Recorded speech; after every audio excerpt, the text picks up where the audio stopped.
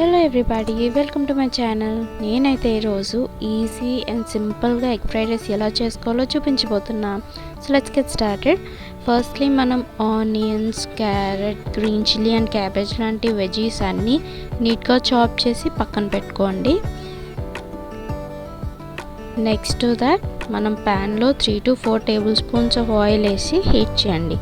ఈ oil heat అయ్యే లోపల ఒక 2 eggs తీసుకొని వాటిని బ్రేక్ చేసి అందులో సాల్ట్ యాడ్ చేసి బాగా మిక్స్ చేసుకోవాలి. నేనైతే ఇక్కడ విస్కర్ని యూస్ చేస్తున్నాను, బట్ మీ దగ్గర విస్కర్ లేకపోతే స్పూన్తో కూడా మనం ఇలా మిక్స్ చేసుకోవచ్చు. మొత్తం సాల్ట్ బాగా మిక్స్ అయ్యేలా మిక్స్ చేసుకోవాలి. బాగా మిక్స్ చేసుకున్న తర్వాత హీట్ అయిన ఆయిల్లో ఈ బీట్ చేసిన ఎగ్ని వేయండి. ఇప్పుడు ఒకసారి మిక్స్ చేయండి. మిక్స్ చేసిన తర్వాత 1 minute అలానే ఉండండి, సో దట్ ఎగ్ కొంచెం కుక్ అయ్యి సెటిల్ అవుతుంది.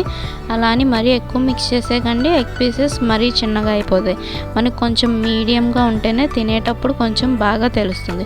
సో చూస్తున్నారు కదా, ఈ విధంగా మనం బాగా మిక్స్ చేసుకుంటే ఎగ్ పీసెస్ ఇలా వస్తాయి. నెక్స్ట్ మనం ఇందాక కట్ చేసుకున్న వెజిటేబుల్స్ అన్నీ వేసేసుకోవాలి. Onion, cabbage, green chilli, carrot ఇవన్నీ వేసి మనం మిక్స్ చేసుకోవాలి.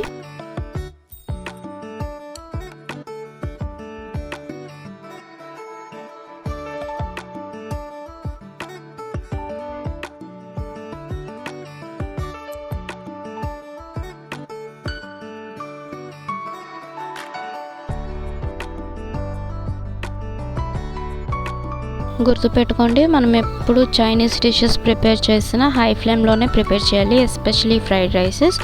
సో ఇలా ఫ్రై చేసిన తర్వాత ఒక 5 minutes మనం లైట్గా చిల్లీ పౌడర్ యాడ్ చేసుకోవాలి. నేనైతే ఇక్కడ 1 spoon వరకు యాడ్ చేస్తున్నాను అంతే. సో కొంచెం బాగా మిక్స్ చేయాలి. చిల్లీ పౌడర్ యాడ్ చేసిన తర్వాత కూడా ఎక్కువగా చిల్లీ పౌడర్ యాడ్ చేయకండి, బికాస్ మన వెజీస్ అండ్ ఎగ్ ఫ్లేవర్ని అది డామినేట్ చేస్తుంది. జస్ట్ 1 spoon వేసుకుంటే చాలు, ఆ ఫ్లేవర్ మనకు తెలుస్తుంది. బికాస్ గ్రీన్ చిల్లీ కూడా వేసాం కదా, ఆ స్పైస్ కూడా ఉంటుంది. సో 1 spoon వేసుకుంటే మనకు అది మోర్ దాన్ ఇనఫ్.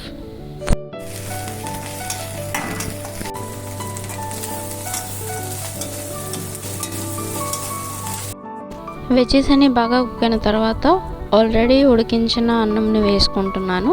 ఎప్పుడైనా మనం రైస్ హీట్గా ఉన్నప్పుడు వేసుకోకూడదు, కొంచెం కూల్ అయిన తర్వాత వేసుకుంటే కొంచెం పొడి పొడిగా వస్తుంది ఫ్రైడ్ రైస్ కూడా. ఇప్పుడు మనం రైస్ యాడ్ చేసుకున్నాం కదా, సో వెజ్జెస్ అన్నిటితో బాగా మిక్స్ అయ్యేలా బాగా కలుపుకోవాలి. నెక్స్ట్ మనం సాల్ట్ కూడా తగినంత వేసి బాగా మిక్స్ చేసుకోవాలి.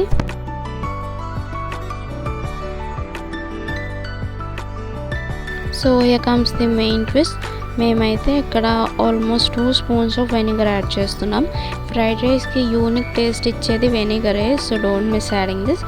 ఎక్కువ వేసుకోకండి, 2 spoons మనకి సరిపోతుంది, బికాస్ ఎక్కువ కూడా తీసుకోకూడదు. వెనిగర్ వేసిన తర్వాత ఒక 1/2 spoon గ్రీన్ చిల్లీ సాస్ కూడా యాడ్ చేస్తున్నాను. సో మనకి ఇక్కడ గ్రీన్ చిల్లీ సాస్ యాడ్ చేయగానే కొంచెం మంచి ఫ్లేవర్ వస్తుంది. ఇప్పుడు మనం యాడ్ చేసిన సాసెస్ కూడా బాగా మిక్స్ అవ్వాలి కదా, సో బాగా మిక్స్ చేయండి మొత్తం రైస్ని.